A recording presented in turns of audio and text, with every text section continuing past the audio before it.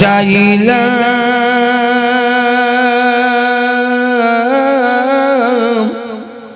ববের জিন্দিগি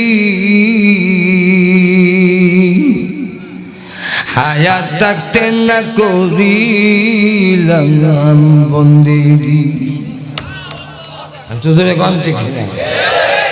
এই পৃথিবী থেকে বিদায় যখন হয়ে যাব, গোসল দিয়ে কাফন পরাবে,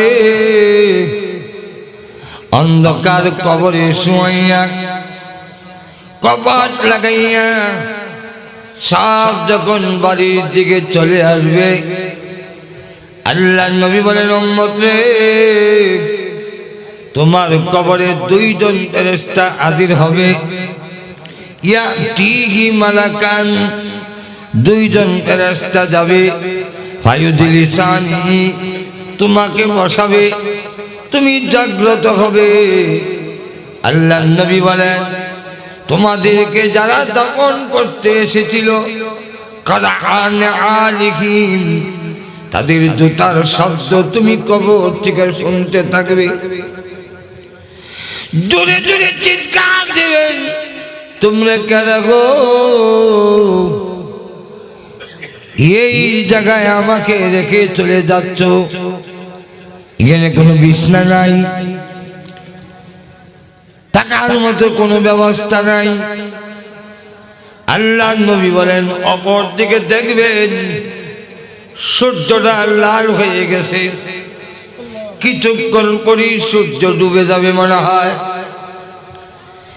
এই দৃশ্য দেখে জোরে জোরে চিৎকার দিয়ে বলবেন, তোমরা আমাকে এইভাবে রেখে কেনে চলে যাচ্ছ? আপনি আমার ডাকে কেউ যখন সাড়া দিবে না, আপনি তখন মনে করবেন ওই যে ওদের শব্দ শুনছি, আমি যদি এদের জুতার শব্দ শুনি, ওরা আমার আওয়াজ শোনে না, এটা তো হতে পারে না, বরং তারা নিশ্চল হয়ে গেল। এত তাড়াতাড়ি তোমরা আমাকে ভুলে গেলে। না না, কোথায় আমার ঘর, কই আমার বউ, কই আমার সন্তান, কোথায় আমার গাড়ি?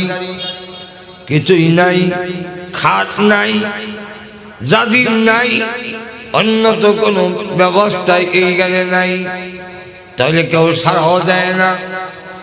ওই দিন তখন বুঝবেন দুনিয়ার জীবনে যা কিছু দেখেছি ওই স্বপ্নের ব্যক্তির মতো দুঃখা ছাড়া কিছুই না।